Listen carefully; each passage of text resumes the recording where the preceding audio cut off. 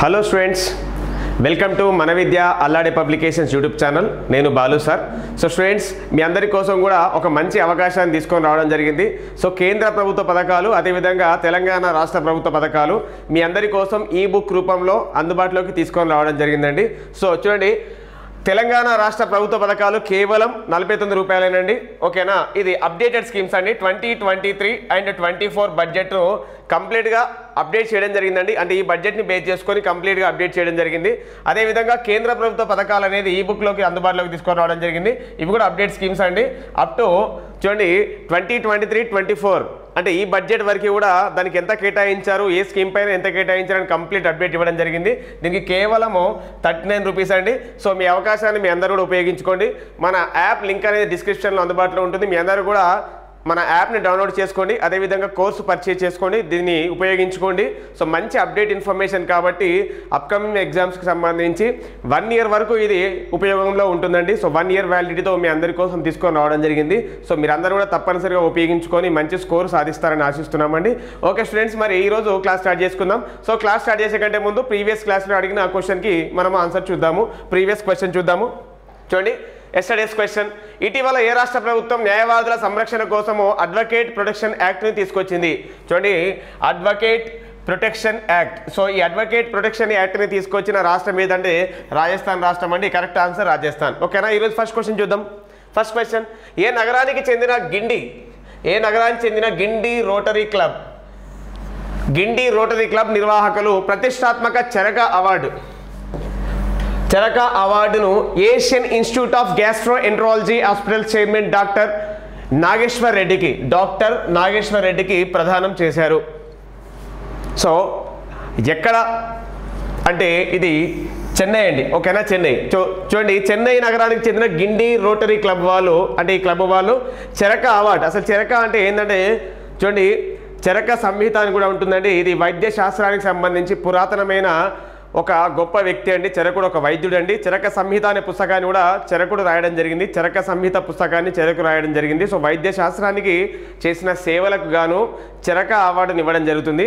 So ఎవరిస్తారు ఈ అవార్డును అంటే గిండి రోటరీ క్లబ్ అండి. గిండి రోటరీ క్లబ్ ఎక్కడ ఉంటుందంటే చెన్నైలో ఉంటుందంటే తమిళనాడు రాష్ట్రంలో ఉంటుంది. మరి అవార్డు 2023 సంవత్సరానికి ఎవరికి ఇవ్వడం జరిగిందంటే చూడండి, Asian institute of gastroenterology. So ఇది ఎక్కడ ఉంటుందంటే హైదరాబాద్లో ఉంటుందండి. ఓకేనా, హైదరాబాద్లో ఉంటుంది. సో దీనికి ఈ హాస్పిటల్ చైర్మన్ అయిన డాక్టర్ నాగేశ్వర్ రెడ్డికి అవార్డు ఇవ్వడం జరిగింది. అదేవిధంగా ఇంకొక పాయింట్ గుర్తుపెట్టుకోండి, గిండికి సంబంధించి ఒక ఫేమస్ నేషనల్ పార్క్ ఉంటుందండి. ఇక్కడ చూడండి, గిండి నేషనల్ పార్క్లో పాములు ఫేమస్ అండి. ఇండియాలోనే పాములు అత్యధికంగా స్నేక్స్ సంబంధించి గిండి నేషనల్ పార్క్ అనేది చాలా ఫేమస్ అండి. ఓకేనా, చాలా రకాల పాములు ఇక్కడ కనిపించడం జరుగుతుంది. నెక్స్ట్ క్వశ్చన్, భారతదేశంలో మొట్టమొదటి మరియు ప్రపంచంలోనే 5వ బాక్సైట్ బిఆర్ఎం ఇటీవల ఏ సంస్థలు కలిసి అభివృద్ధి చేశాయి? చూడండి, భారతదేశంలో మొట్టమొదటి మరియు ప్రపంచంలోనే 5వ బాక్సైట్ బిఆర్ఎం ఇటీవల ఏ సంస్థలు కలిసి అభివృద్ధి చేశాయి అంటే చూడండి, బోత్ 1 and 2 అండి. ఇక్కడ 1 and 2 రావాలి. Both 1 and 2, NALCO and BARC. NALCO అంటే నేషనల్ అల్యూమినియం కంపెనీ అండి. ఓకేనా, నేషనల్ అల్యూమినియం. ఓకేనా, అల్యూమినియం కంపెనీ అండి. అదేవిధంగా BARC, Bhabha atomic research centre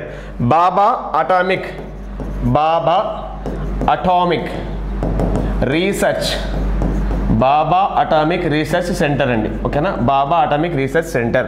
ఓకేనా, బాల్కో అంటే భారత్ అల్యూమినియం కంపెనీ అండి. ఓకేనా, భారత్ ఇక్కడ అల్యూమినియం కంపెనీ అండి. ఓకేనా, చూడండి. సో ఇక సంబంధించి ఇక్కడ ఆన్సర్ ఏమంటున్నాము అంటే ఆప్షన్ 4 బోత్ 1 and 2. ఓకేనా, సో ఇది. నెక్స్ట్ నాల్కో చూడండి, నాల్కో అంటే national aluminium company head quarter ఎక్కడ ఉంటుందంటే భువనేశ్వర్ అనగానే మనకు గుర్తు రావాల్సింది ఒడిశా క్యాపిటల్ ఒడిశా.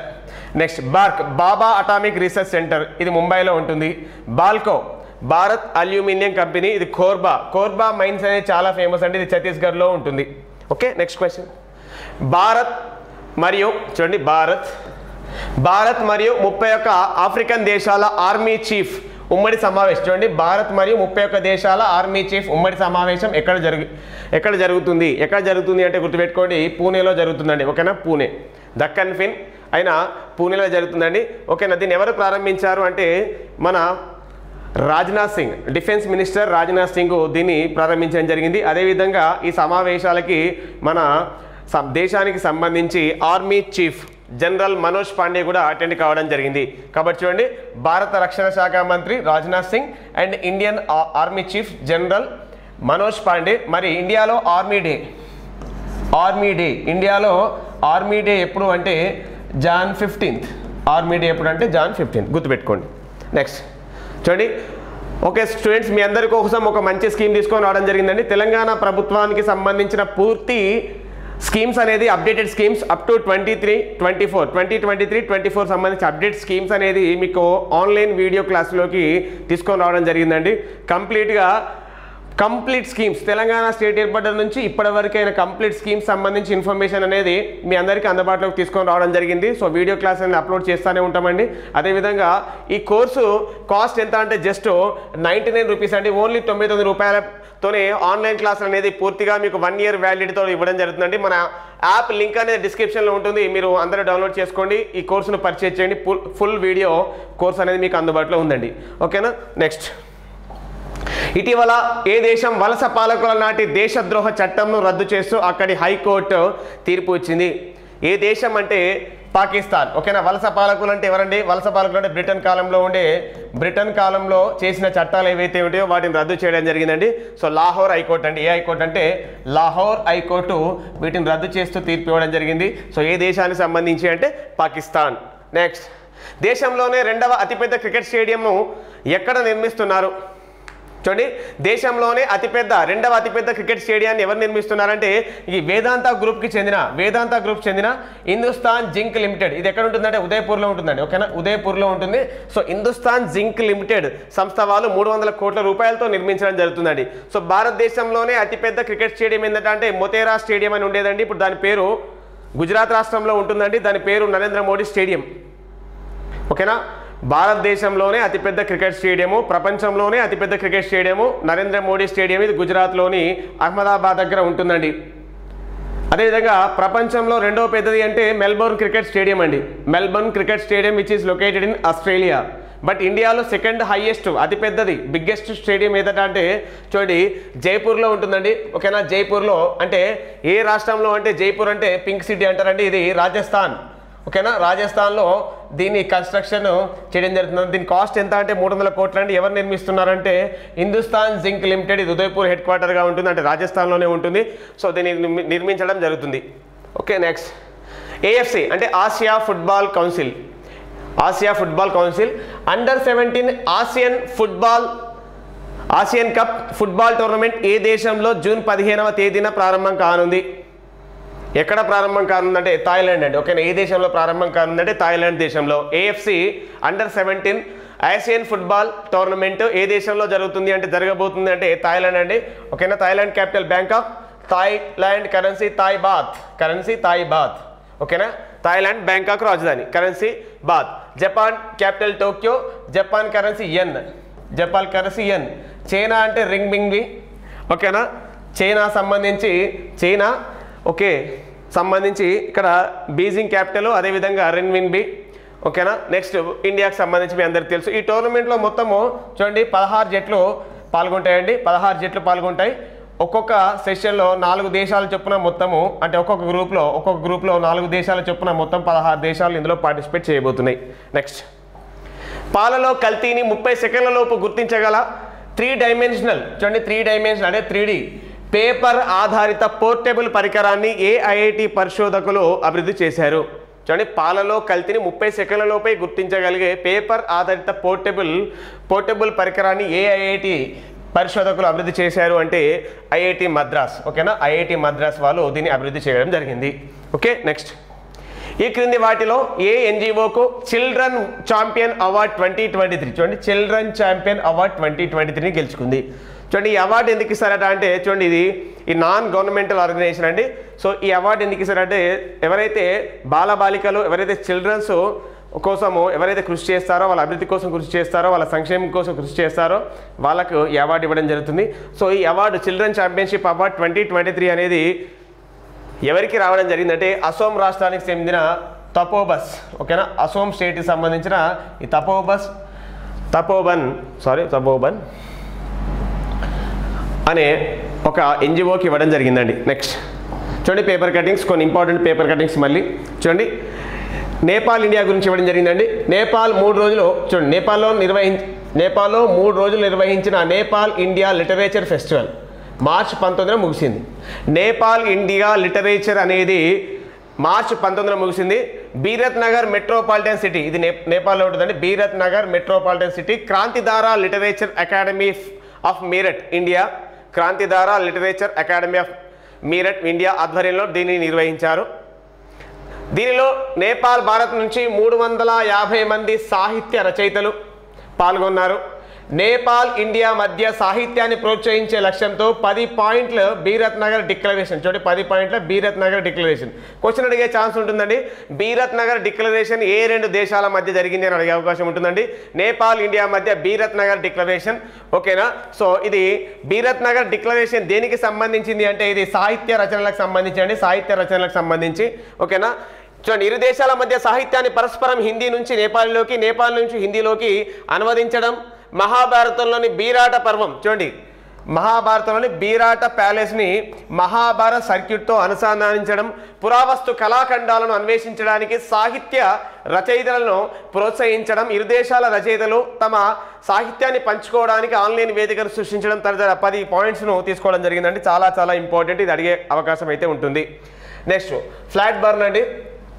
చూడండి, గాలి కాలుష్యాన్ని కొలిచే చవకైన పరికరం ఫ్లాట్ బర్న్ అనే పరికరాన్ని అందుబాటులోకి తెచ్చినట్టు Massachusetts institute of technology, MIT అంటామండి, MIT, ఓకేనా, మసాచుసెట్స్ ఇన్స్టిట్యూట్ ఆఫ్ టెక్నాలజీ సైంటిస్టులు మార్చి 19 వెల్లడించారు. 2017లో దీన్ని రూపొందించిన, ఇప్పుడు దీన్ని అందుబాటులోకి తెచ్చారు. నైట్రోజన్ సహా వివిధ కాలుష్య కారకాలను ఈ పరికరం ఖచ్చితంగా కొలుస్తుంది. 3D ప్రింటెడ్ ద్వారా, ఓకే, 3D ప్రింటెడ్ ద్వారా లేదా చవకైన విడిభాగాలు చేయడం ద్వారా ఈ పరికరాన్ని తయారు చేసుకోవచ్చు. ఈ పరికరం న్యూయార్క్లో, బోస్టన్లో లభ్యమవుతుంది. న్యూయార్క్ అండ్ బోస్టన్లో జరుగుతుంది. ఓకే రైట్, సారీ, ఒకవేళ మీకు ఆన్సర్ తెలిస్తే కమెంట్లో పోస్ట్ చేయండి. MIT Massachusetts institute of technology ఎక్కడ ఉంటుంది? మసాచుసెట్స్ ఇన్స్టిట్యూట్ ఆఫ్ టెక్నాలజీ ఎక్కడ ఉంటుంది? నెక్స్ట్ స్టార్ క్రేట్ అండి. చూడండి, అంగారుడిపై నిర్మాణాలు చేపట్టేందుకు కొత్త కాంక్రీట్ను తయారు చేసినట్టు బ్రిటన్లోని యూనివర్సిటీ ఆఫ్ మాంచెస్టర్కి చెందిన సైంటిస్టులు మార్చి 19 వెల్లడించారు. దీనికి స్టార్ క్రేట్ అని పేరు పెట్టారు. చూడండి, అంగారకుడి పైన ఏదైనా నిర్మాణాలు నిర్మించడం కోసం సపరేట్ కాంక్రీట్ని తయారు చేసింది ఎవరు అంటే యూనివర్సిటీ ఆఫ్ మాంచెస్టర్ చెందిన సైంటిస్టులు అండి. సో దాని పేరు ఏంటంటే స్టార్ క్రేట్, ఓకేనా, స్టార్ క్రేట్. నెక్స్ట్ చూడండి, వరల్డ్ హ్యాపీనెస్ ఇండెక్స్. చూడండి, ఇంటర్నేషనల్ హ్యాపీనెస్ డే అంటే అంతర్జాతీయ సంతోష దినోత్సవం సందర్భంగా, అంతర్జాతీయ సంతోష దినోత్సవం ఎప్పుడంటే మార్చి 20 తేదీన ఐక్యరాజ్య సమితి sustainable development solutions network, UNO sustainable development solution network world happiness index, చూడండి వరల్డ్ హ్యాపీనెస్ ఇండెక్స్ 2023ని విడుదల చేసింది. జీడిపి పర్ క్యాపిటా, సామాజిక మద్దతు, ఆరోగ్యమైన జీవన కాలపు అంచనా, స్వేచ్ఛ, దాతృత్వం, అవినీతి వంటి అంశాలను ప్రామాణికంగా తీసుకొని 150 దేశాలతో సూచనలు రూపొందించింది. చూడండి, మొత్తం ఎన్ని దేశాలు కన్సిడర్ చేయడం జరిగింది అంటే 150 దేశాలు. అసలు ఎలాంటి అంశాలు దీంట్లో తీసుకోవడం జరిగింది అంటే జీడిపి పర్ క్యాపిటా, సామాజిక మద్దతు, ఆరోగ్యకర జీవన కాలపు అంచనా, ఓకేనా. దీని ఫిన్లాండ్ మొదటి స్థానంలో ఉంది. ఫస్ట్ ప్లేస్ ఏంటంటే ఫిన్లాండ్, తర్వాత Denmark, Iceland, Israel, Netherland, Sweden, Norway, Switzerland, Luxembourg, New Zealand, ఇవి టాప్ 10లో ఉండండి. చూడండి, ఫిన్లాండ్ అనేది వరుసగా 6వసారి ఫస్ట్ ప్లేస్లో నిలిచిందండి. మరి ఇండియా ఎంత ర్యాంక్ అంటే చూడండి, మొత్తము India rank 125 out of 150. India rank 125 out of 150. Next forest డేకి సంబంధించండి. సో ఇది దీనికి సంబంధించిన మ్యాప్ అండి, right. Forest day, international forest day ఎప్పుడు అంటే మార్చ్ 21. సో ఫారెస్ట్ డే చూడండి, మానవాళి మననులకు అడవులు, చెట్ల ప్రాముఖ్యం గురించి అవగాహన కల్పించేందుకు ఏటా ఈ డేని నిర్వహిస్తున్నారు. 2011లో ఐక్యరాజ్య సమితి 2011-20 అంతర్జాతీయ అటవీ దశాబ్దంగా గుర్తించింది. చూడండి, యుఎన్ఓ అనేది 2011 నుంచి 20 వరకు అంతర్జాతీయ అటవీ దశాబ్దంగా ప్రకటించడం జరిగింది. చూడండి 2012 నుంచి మనం ఫారెస్ట్ డేని సెలబ్రేట్ చేయడం జరుగుతుందండి. చూడండి ఈ సంవత్సరం అంటే 2023 థీమ్ ఏంటంటే అంటే ఫారెస్ట్ అండ్ హెల్త్ థీమ్ ఏంటంటే ఫారెస్ట్ అండ్ హెల్త్. నెక్స్ట్ చూడండి డౌన్ సిండ్రోమ్ డే అండి. సో డౌన్ సిండ్రోమ్ డే ఎప్పుడు అంటే ఇది March 21 world down syndrome day లేదా డౌన్ సిండ్రోమ్ డేకి సంబంధించి చూడండి ఇది ఒక జెనెటికల్ డిసీజ్ అండి. ఇది వ్యాధిగ్రస్తులు క్రోమోజోమ్ 21లో ఉండాల్సిన పోగులు 3 ఉంటాయి. చూడండి జనరల్గా మానవుల్లో ఉండే క్రోమోజోమ్ల సంఖ్య ఎంత అంటే 23 జతలు ఉంటాయి, 23 పేర్స్. అయితే ఇందులో 21లో 2 ఉండాల్సిన పోగులు 3 ఉంటాయి. దానివల్ల వచ్చే డిసీజ్ డౌన్ సిండ్రోమ్. దీనివల్ల చూడండి పిల్లల్లో భౌతికమైన పెరుగుదల మందగిస్తుంది. వీని తెలివితేటలు చాలా తక్కువగా అంటే డౌన్ సిండ్రోమ్ ఉంటే పిల్లలకు ఎదుగుదల తక్కువగా ఉంటుంది. అదేవిధంగా భౌతికమైన మెరుగుదల తగ్గిస్తుందండి. అదేవిధంగా తెలివితేటలు చాలా తక్కువగా ఉంటాయి. ఓకే, తర్వాత దీన్ని యునైటెడ్ నేషన్స్ జనరల్ అసెంబ్లీ 2011లో గుర్తించింది. ఈ ఏడాది దీని theme with us not for us దీని థీమ్ అండి. Next world water day. So world water day March 22. So ఈ వరల్డ్ వాటర్ డే అనేది ఎప్పటి నుంచి జరుపుకుంటున్నామంటే 1992 అండి. వరల్డ్ వాటర్ డే 1992 నుంచి జరుపుకుంటున్నామండి. సో ఎగ్జాక్ట్లీ అంటే ఇది గుర్తించడం జరిగిందండి 1993 నుంచి ఎవ్రీ ఇయర్ జరుపుకుంటున్నామండి. ఓకేనా, 1993 నుంచి ఎవ్రీ ఇయర్ జరుపుకుంటున్నామండి. ఈ సంవత్సరం థీమ్ ఏంటంటే accelerating the change to solve the water and sanitization crisis. Accelerating the change to solve the water and sanitization crisis. UN water డేకి సంబంధించి థీమ్ అండి. ఈ సంవత్సరం యొక్క థీమ్ ఇది. ఓకే, ఈ సంవత్సరం థీమ్. నెక్స్ట్ చూడండి నౌకపై నౌక అని ఒక మంచి ఆర్టికల్ అనేది పేపర్లోకి రావడం జరిగిందండి. చెన్నై పోర్టు తడాకా అని. సో ఫ్లోట్ ఆన్ ఫ్లోట్ ఆఫ్లో సరికొత్త రికార్డు. భారీ ఓడను గయానాకు అంటే ఇది వెస్టిండీస్ దీవుల్లో ఉంటుందండి. గయానాకు సాగనంపిన అధికారులు. ఎంవి మలీషా అనే ఓడ తెలుపు రంగు అంటే ఇక్కడ ఉంది. బార్జీ ఎరుపు రంగులోకి, ఓకేనా, బార్జీ అంటే ఇక్కడ నుంచి ఇక్కడికి అండి, ఎరుపు రంగులోకి చేర్చేందుకు ముందు ఉంచిన బార్జీ ప్లాట్ఫామ్. ఓకే, నెక్స్ట్ చూడండి దానికి సంబంధించి చూడండి భారత నౌక పరిశ్రమ గర్వించేలా చెన్నై పోర్టు తన పనితనంతో తడాకా చూపింది. ఓ భారీ వస్తువును బార్జీ అంటే పెద్ద ఫంట్ పై అమర్చే ఫ్లోట్ ఆఫ్ అంటే ఫ్లో అంటారండి పద్ధతిని విజయవంతంగా పూర్తి చేసింది. అరుదుగా చేపట్టే ఈ క్రతువును పూర్తి చేసిన పోర్టు అధికారులు, ఇంజనీర్లకు ప్రధానమంత్రి నరేంద్ర మోడీ ప్రత్యేకంగా ప్రశంసించారు. పోర్టులు షిప్పింగ్ రంగానికి ఇదొక గొప్ప శుభవార్త అని కొనియాడారు. సో ఇది దానికి సంబంధించండి మ్యాప్. సో బార్జీలోకి చేర్చిన ఓడ అంటే ఇందాక చూపించిన మ్యాప్ నుంచి అంటే ఇది పైకి చేర్చడం జరిగింది. నెక్స్ట్ చూడండి విశేషం ఏంటంటే దీనికి సంబంధించి స్పెషాలిటీస్ గురించి మాట్లాడుతున్నాం మనం. చూడండి 288 మీటర్ల పొడవు, 43 మీటర్ల వెడల్పు, 14.2 మీటర్ల ఎత్తుతో 17,000 టన్నుల బరువున్న ఎంవి మలీషా అనే ఓడను ఉన్నట్లు చెన్నై నుంచి 14,000 కిలోమీటర్ల దూరంలోని చూడండి 14,000 కిలోమీటర్ల దూరంలోని రిపబ్లిక్ ఆఫ్ గయానా దేశానికి తరలించాలి. అందుకు ముందుగా దాని భారీ ఫంట్పై అమర్చాలి.